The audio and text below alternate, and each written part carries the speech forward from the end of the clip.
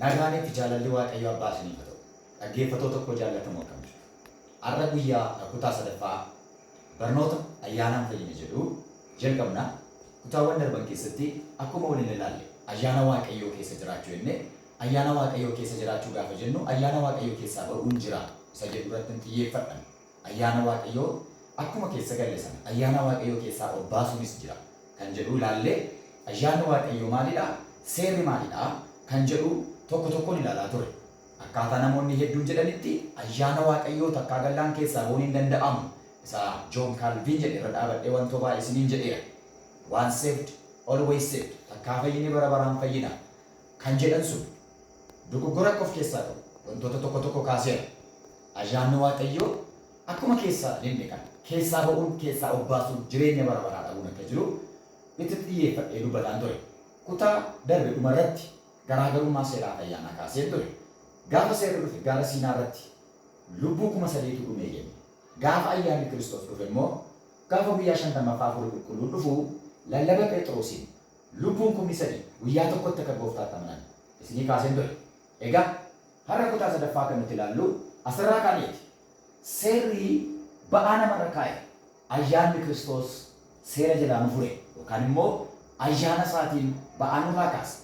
Ilaalaa kunoo seerri Musee namni tokko fayyuudhaaf abboommii kurnan akkasumas seerota hawaasummaa kan jedhaman seera waaqeffannaa, guyyaa ayyaana waaqeffannaa akkamittiin akka nyaataaf dhugaatii wantoota adda addaa qabatee gara seerota 613 namoonni tokko tokko immoo akka bareessanitti gara seerota 620 yoo jedhu. Kanaaf fayyuudhaaf namni kana hundaa eeguu qaba jechuudha.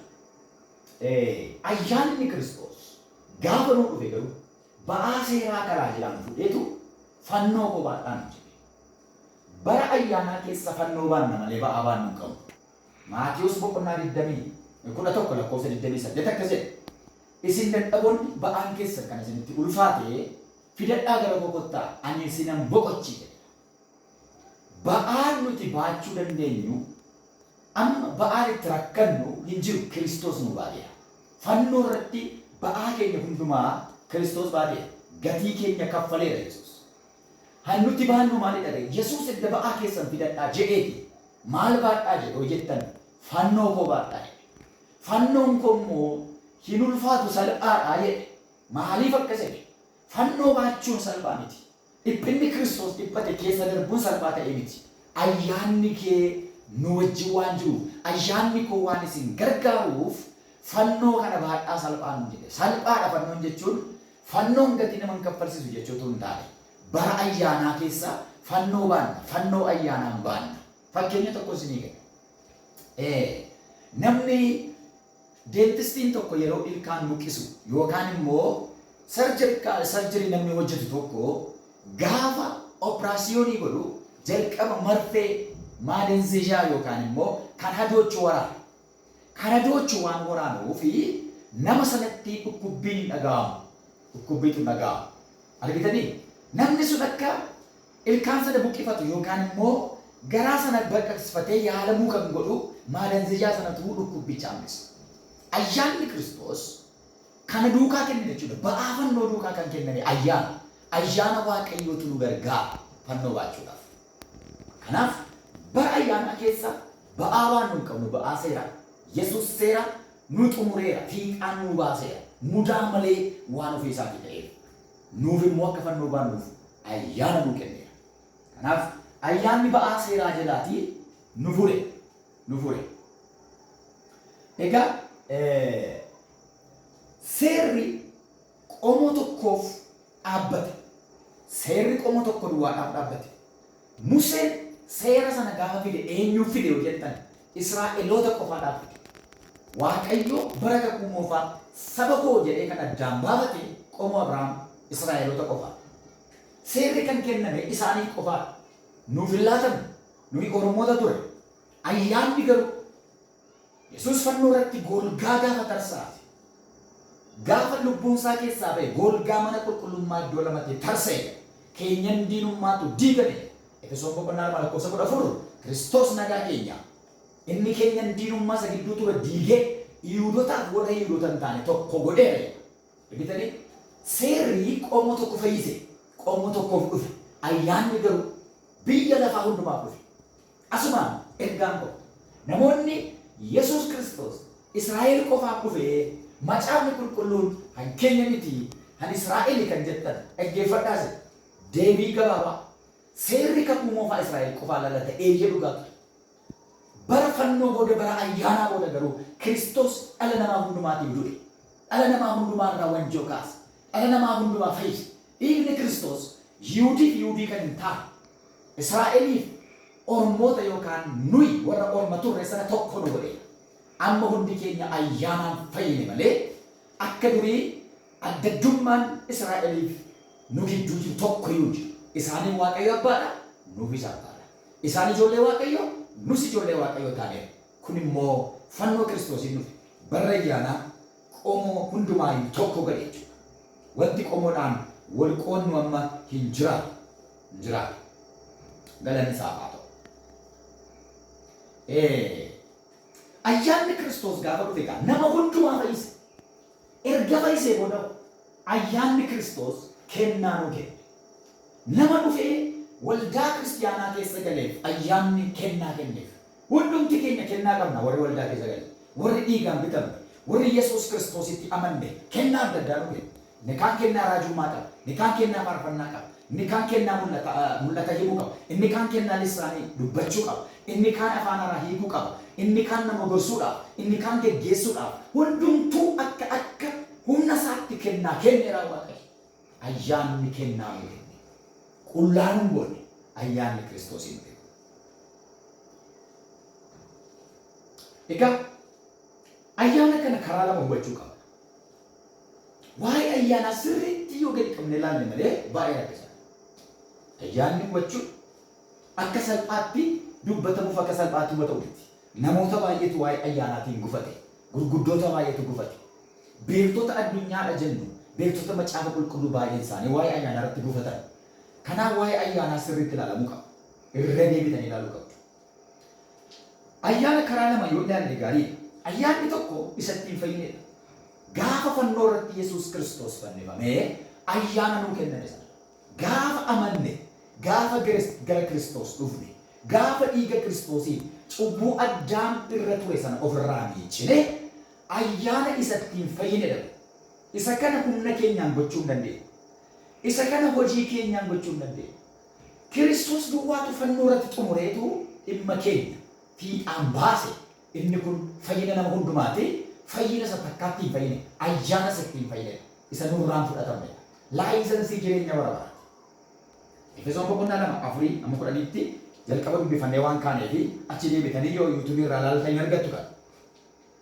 Ayyaanni lammaffaan isatti guddatu sanctification yookaan immoo holiness. Namni ayyaanaan fayye tokko maal gochuu qaba? Hojii nama fayyee hojjechuu qaba jechuudha.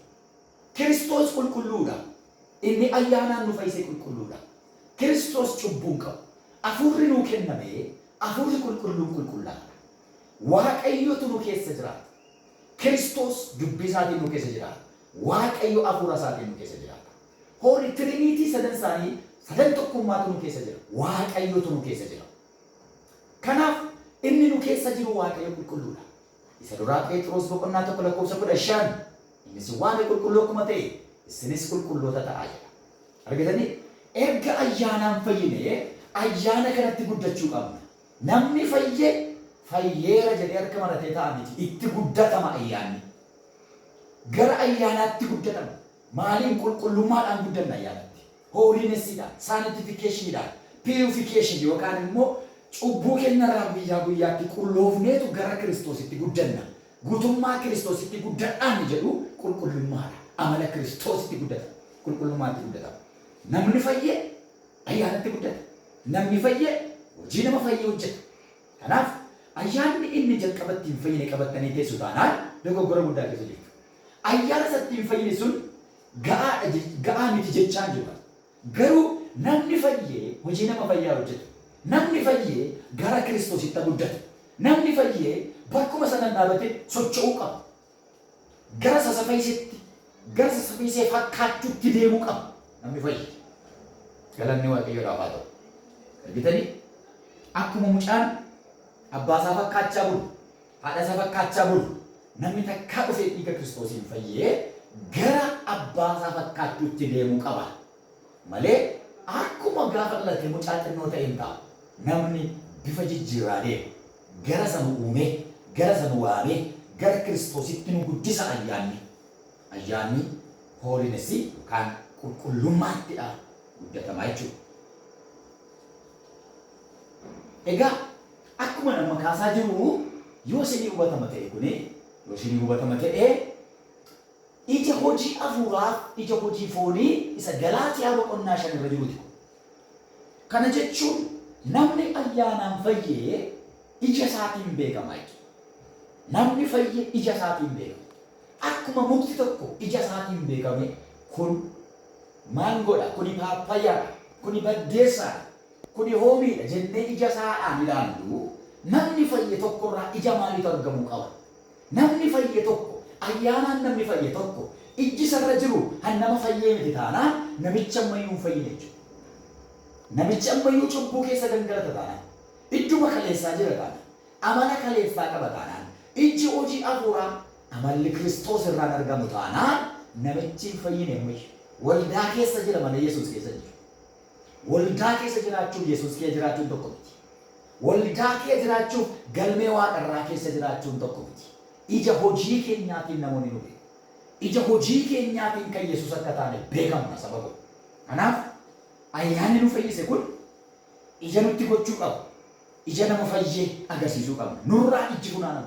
Ija gaarummaa, ija qulqullummaa, ija amanamummaa, ija nagaa, ija obsaa, ija jaalalaa, ija arjummaa, ija gaarummaa, garraamummaa kan of qabu. Ijoolli salgan kun nurra hin jiran taanaan nuti hin fayyine. Kiristoosiin fakkaachaa hin jiru jechuudha. Iyesuusiin fakkaachaa hin jiru jechuudha. Kanaaf kun ija nama fayyee fi ija nama hin fayyine kan ittiin adda baasnee beeknudha. Kan ittiin adda baasnee beeknudha. Egaa namni ayyaanaan fayyee hojii gaarii hojjeta. Roobee boqonnaa 6 hojii gaarii hojjechuu fayyuudhaaf hojjenna miti. Anis hin baruu qabda. Bara seeraa keessa namni fayyuudhaaf hojii gaarii hojjeta. Hojii gaarii hojjetetu fayyina keef murteessaadha. Bara ayyaanaa keessa garuu hojii gaarii hojjennee fayyina hin qabnu. Waan gaarii hojjennee gara Kiristoos dhufne hin qabnu. Tola akkasumatti tola warra cubbuu irra tuulame waame nu qulleessi. Edda qulloofne garuu hojii gaarii hojjenna. Ayyaanni Waaqayyoo hojii gaarii nama hojjechiisa. Namni ayyaanaan fayyee sobu, namni ayyaanaan fayyee hatu, namni ayyaanaan fayyee ejju, namni ayyaanaan fayyee matta'aa nyaatu, namni ayyaanaan fayyee nama walitti buusu, namni ayyaanaan fayyee wal jibbu. Jira taanaan inni hin fayyine duubatti adeemu. Hin fayyine namichi. Ayyaanni nama fayyisee jennaan ija hojii gaarii yookaan immoo Kiristoosiin akka fakkaannu nu godha jechuudha. Hojii gaarii hojjennee fayyine miti. Garuu edda fayyinee hojii gaariitti bobbaana. Ayyaanni hojii gaarii nama hojjechiisa. Galanni Waaqayyoodhaaf haa ta'u. Egaa dubbii cimaattan dhufa. Dubbii cimaattan dhufa. Yesuus Kiristoos seera cimsee moo ni laaffise? Yesuus Kiristoos seera qaba moo qaba? Wanti amma nama dinquuf wanti baramuu qabu tokko isa kana. Bara ayyaanaa keessaa bara gadhiisiitii bara ayyaanaa kun. Bara seerri hin jirre bara ayyaanaa kun. Namoonni tokko Yesuus dugugee seera fannoo irratti hambiseeraa jedhu. Kana jechuun seera Musee achuwaalii Yesuus fiixaan baaseera. Kiristoos immoo seera mataa isaa qaba. Bara ayyaanaa seera mataa isaa qaba. Bara ayyaanaa gadhiisii miti. Kanaaf Yihuudaan namoonni tokko ayyaanni Waaqayyoo gadhiisitti jiraachuudha jedhanii warri yaadan lo'anii nu gidduu seenaniiru. Itti of eeggadhaa isaanii wajjin nyaatinaan dubbisinaa jala Yihuudaa. Yihuudaa lakkoofsa argitanii gadhiisitti jiraachuudha jedhanii kan dubbatan dhadhayyuu guutaniiru ayyaanni Waaqayyoo. Akka barbaanne jiraanna kan jedhan. Takkaa fayyineerraa bakka tikeettii fudhanneerraa harka keenya keessa mattaawaqaa isaa gashanneerraa hallammii waaqarraa mattaawaqaa qabna laayisensii guutneerraa amanneerraa kana booda cubbuu hojjettes gatamuun hin jiru Waaqayyo waaqa nama gatu miti jedhanii namoonni barsiisa waan jiraniif Yesuus seera qaba. Bara ayyaanaa seera qaba bu'uura tokko. Galaatiyaa boqonnaa 6 lakkoofsa 2 keessa. Bara ayyaanaa seera qaba. Bara ayyaanaa seera qaba bu'uura tokko. Galaatiyaa boqonnaa 6 lakkoofsa 2 keessa. Yesuus seera cimse moo ni laaffise? Seerri Musee hin ejjiin jedha. Namni bara seera Musee keessa harkatti utuu ejjuu qabame dhagaatiin dhaamee aduu jedha. Kanaafidha dubartittii ejjite sana gara Kiristoos kan isaan fidan iyyuu dhagaa guuranii oofnuu seerri Musee ajjeesaa jedha jedhanii kan isaan dhufan. Yesuus Kiristoos immoo namni cubbuu hin qabne haa ajjeesu jedhe. Yesuus ayyaana fidaa jira waan ta'eef. Kanaafi Museen yoo ejjite aduutu jedha dhagaadhaan ajjeesaa jedha. Uummata ijaa ajjeesa jechuudha. Seerri Musee cimaa fakkaata akka itti gaafata. Seerri Kiristoos maal jedha ilaalaa. Maatewos boqonnaa 5:27 kaasaati. Namni ija hawwiitiin gara dubartii ilaalee garaa isaatti yoo hawwe ejjere Yesuus. Kanaaf ijji kee mirgaa yoo si dogoggorsa of keessaa baasi. Harka kee mirgaa yoo si dogoggorsa birraa mul'igati. Ija lama qabaattee, miila lama qabaattee, harka lama qabaattee, gaannam dhaquurra, qilillee bu'uurra, tokko qabaattee mootummaa Waaqayyoo galuu wayyaa jedhe Yesuus. Seera baay'ee cimse. Gadhiisii godhe miti. Hin ejji inni sun harkatti yoo qabamtedha, inni kun garuu yoo ilaalte iyyuu dubbiin cimaa jechuudha. Kan biraa dhaggeeffadhaa. Seerri Musee hin ajjeesin jedhe. Seerri Kiristoos immoo namni nama jibbu ajjeesaadha jedha Yohaannis. Nama ajjeese hojjete wal qixa namni nama ajjeese mootummaa Waaqaatti hin galuu jedha kun olaanaa. Duraa Yohaannis 3:15. Hin cime mollaa fi laalaas.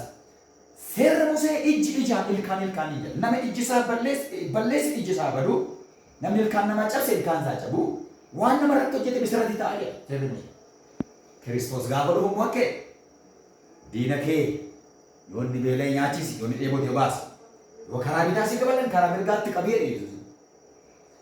Inni sun yoo si dha'e jedha seerri Musee. Inni kun immoo asiin si roonaan asiin itti qabii jedha Yesuus.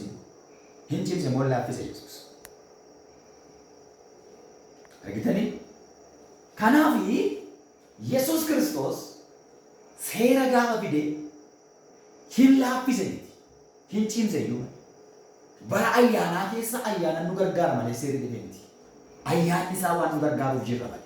Araarri Waaqayyoo baay'ee waan ta'eef jirra malee baay'ee ulfaataadha jechuudha. Dogoggoroota gaa ayyaanaan fayyinee keessatti ka'an tokko tokkoon kaasnee yeroo itti ilaallu ta'a. Dogoggoroota ayyaanaan fayyinee keessatti namoonni kaasan karaa adda addaa isin hubachiisuu yaalan firoota koo akkasin guyyaa booddeetti mootummaa Waaqayyoo hin dhabneefan kana hundumaa jedhaa jira. Maatewos 7:15 Gooftaan Yesuus Kiristoos raajota sobduurraa of eeggadhaa. Isaan hoolaa fakkaachuudhaaf raloo hoolaa uffatanii gara keessan dhufu. Mukticha isaatiin beekamu. Waan isaan jedhan, waan isaan dubbatan isaan beektu jara kana jedha Yesuus. Argitanii? Raajonni sobduun akkamittiin ayyaana Waaqayyoo har'a hubataa jiru. Akkamittiin waa'ee ayyaana barsiisaa jiru. Waa'ee isaa irratti xiyyeeffadhaa jira. Yoo kana laaltan amma yeeyyii gogaa hoolaa uffatee hoolota gidduu dhaabatu. Yeeyyii irra keessa isaa hoolaadha. Keessa isaa garuu yeeyyiidha. Yeeyyiin hoolaa nyaatti. Hoolaaf yeeyyiin warra waliin galleedha. Hoolaaf yeeyyiin warra wajjin hin oolleedha. Garuu fakkaatee dhufee hoolaatti makamee taa'a. Gaafa inni wangeela baatu isin sagalee Waaqayyoo nutti himaa. Yeeyyiin gaafa wangeela baatu. Yeeyyoota baay'eetu bobba'eedha har'a. Maqaa ayyaanaatiin, maqaa raajummaatiin, maqaa kennaa ayyaanaatiin. Han bobba'ee jiru har'a garan qaba.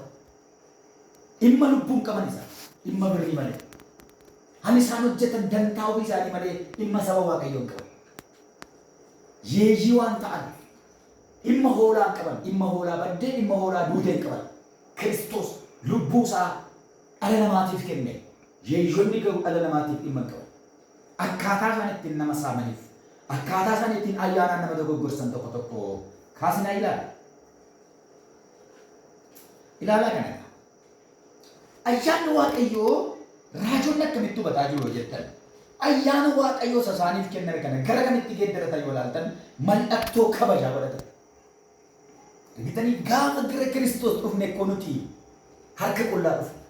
Gaafa gara Kiristoos dhufne baay'een keenya bakkee keessaa warra waan tokko hin qabne, warra funaantuu, warra nama kadhatan, warra karaarra taa'an Yesuus Kiristoos achii kaasee nu bareechee, dhiiga isaatiin nu miicee, kennaa nuu kennee, saba koo naa tajaajili, gara mootummaa kootti naa gashimu jedhee waame. Erga ayyaana arganne garuu maal gochaa jira laalaa? Amma jara kana laalaa. Raajota Afrikaa keessaa tokkodha. Kan isin karaa mirgaa argitan kun Bashiridha. Raajiin kun beekamaadha waan ta'eef. Namoonni hedduun keessan ni beektu. Raajonni kun ilaalaa kan isaan ittiin marfamanii deeman. Yeroo hundumaa boodii gaardiidhaan deemu. Isheen dubartittiin kun immoo kan isheen ittiin deemtu loltoota mootummaadhaan ajjabamte yeroo isheen deemtu. Raajonni biyya keenyaallee kanuma keessa jiru ammas. Loltootaan ajjabamanii deemu.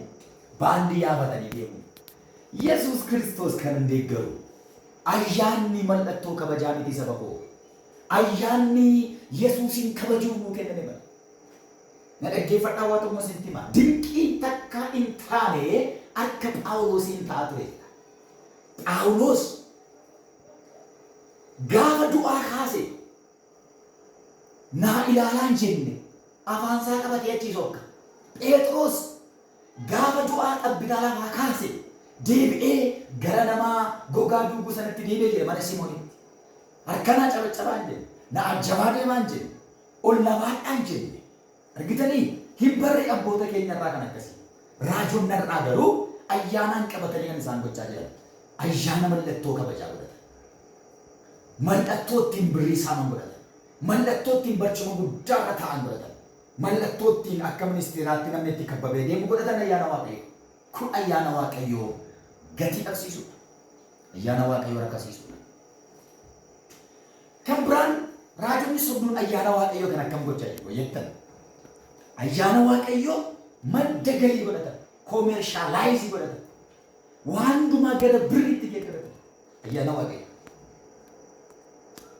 Hojii ergamootaa boqonnaa 8 keessatti namni Simi'oon jedhamu gaafa Philiphoos dinqii garaa garaa godhu argeetu gara Phexros fa'aa dhaqe. Phexros Samaariyaa dhandhaan Phexros bira dhaqee akkas jedhe birrii guuree dhufeetu ya Phexros jedhe ayyaana sirra jiru kana naa kenne. Birrii sii kennaa ayyaana kana naa kenni. Anis namarra kan kaa'a namni inni irra kaa'e afur qulqulluu na guutamu gaafa inni jedhu Phexros birrii kee wajjin badi jedhee namichaa ati qooda qabdu jedhee namichatti baay'ee dheekkama Phexros iddoo sanatti. Galanni Waaqayyoo dha. Beektanii namichatu birrii kennee fi ayyaana fudhatee ta'ee akkuma raajota bara si'aanaa kanaa koomershaalaayizii gochuuf ture. Nagaduuf ture sila ayyaana Waaqayyoo. Phexros garuu ni ifate. Ayyaanni Waaqayyoo qarshiitti hin geeddaru jedhe. Mee ilaalaa waldaa jirtan keessatti. Saba koo biyya garaa garaa wal keessatti. Ayyaanni Waaqayyoo har'a birrii takka ni geeddaramaa jira. Namni naa kadhadhu jedhee dhukkubsataan naa kadhadhu jedhee gaafa bilbilatu birrii meeqa gashi akka isaan jechaa jiran. Harka irra kaa'uudhaaf namni birrii meeqa akka kaffalaa jira. Gastaawositti kadhachiifachuuf akkamitti kaffala. Injiruu gastaawosii wangeela keessa jiru. Injiruu wangeela keessa. Ilaalaa kana biyyoo dibataa namni ni jalqaba. Biyyoo dibataa. Biyyoo kuntaala tokko mana jala kaa'anii kan nagadan jechuudha. Peestaalitti hiranii biyyoo ammaaranii nagadu ayyaana. Bara ayyaana keessa qabu. Inni kun ashaboo dibataati. Ashaboo gurguru. Zayitimmaa beekamaadha ishee. Bishaaniif zayitama beekamaadha. Kuma meeqaan gurguramaa jira. Chabachabamaa jira ayyaanni Waaqayyoo. Gabaatti gadi ba'e. Nu barbaade suuqii mana jalatti darabdaranii ayyaana Waaqayyoo gurgurataa. Amma dhuguma waa. Kana Waaqayyoo kan hin deeggara. Yesuus Kiristoos kan hin deeggara. Utuu Phaawulos kan argee maal jedhan? Utuu abboonni keenya warri wangeelaaf gatii kaffalan kaleessatuu kan arganii maal jedhu? Warri kana gochaa jirtan guyyaa tokko gatii keessan argachuuf jirtu hin deebitan taana. Yesuus Kiristoos qaccee fudhatee hin dhufa gaaf tokko. Akka har'a cal jedhee isin dhaggeeffatutti. Akka har'a sabbataa dhayyeessaarraa hiiktanii fixxan kana nitti dubbiin. Kaameeraa Waaqayyoo isin bira jira. Kanaafi raajonni sobduun kun ayyaana Waaqayyoo kana gara madda galiitti godhatan jechuudha. Koomershaalaayizii godhatan. Wal gommeessee durii meeqa wal laabanee nama saamaa oola. Nama saamaa. Ayyaana Waaqayyoo madda galii godhatan. Kan biraa raajonni sobaa kun isaan gochaa jiran ilaala. Ayyaana Waaqayyoo kan isaan gochaa jiran. Abdii sobaatiin nama burjaajessu. Kan wangeela irra jira. Raajiin isaan raajan. Barsiin isaan barsiisan wangeela keenyaan faallaa.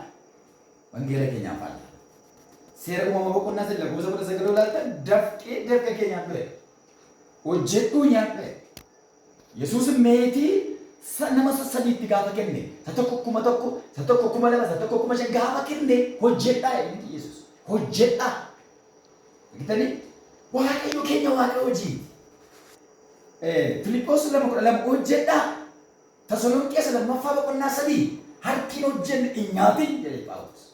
Warra Tasalonqee inni hojjetan maaf hojjetan jedhe. Warra Tasalonqee hubannaa wangeelaa qaban Yesuusin dhufa jedhee waan Phaawulos deemee fi jarri mana isaanii gurguranii waan qaban gurguranii waldaatti galan Yesuus waan dhufuuf.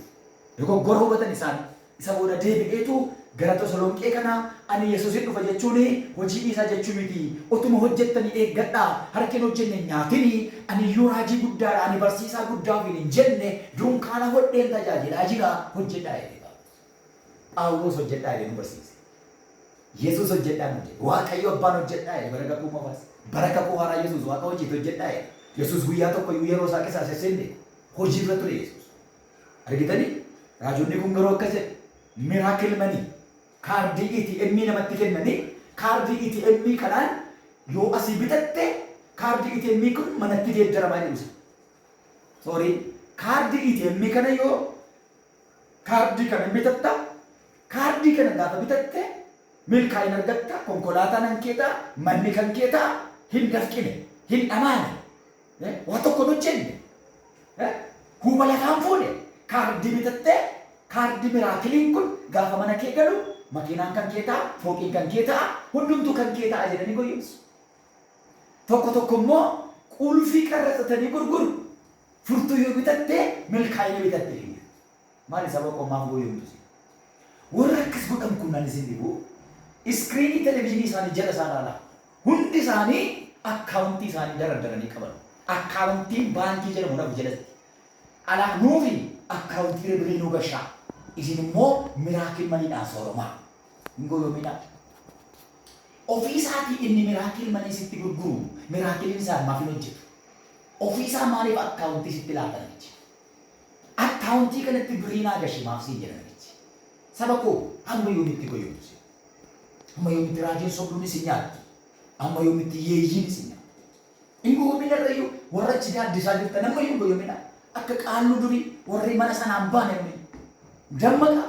dammaqa jarri yeeyyiidha lubbuu fi landarri gogaa keessarraa luqqisu hin qabdu taanaan gadi si aduusa ilaalaas miidiyaa isaanii ilaalaa ofii isaanii Awurooppaa keessa bashannanu ofii isaanii ijoollee isaanii Ameerikaatti barsiisaa jiru isaan ilaalaa hunda isaanii cheekii godhaa jiru piroofaayilii isaanii dubbisaa jira birrii sirraa funaaneen dhaqee iddoo bashannana addunyaa jirajjoo jedhamu dhaqee bashannanaa wala Dubaay fa'aa dhaqee ati asii agamu bultee ani itti isaaf kennitu jechuudha. Raajii sobduun dhimma kee qaban, dhimma lubbuu qaban, ayyaana waaqayyootiin daldalaa jiru. Akka abidda gaannanii seenuun isaan baraniif hin goone achi seetanii kan gowwomtan waaqayyo gooftaan nu agargaa.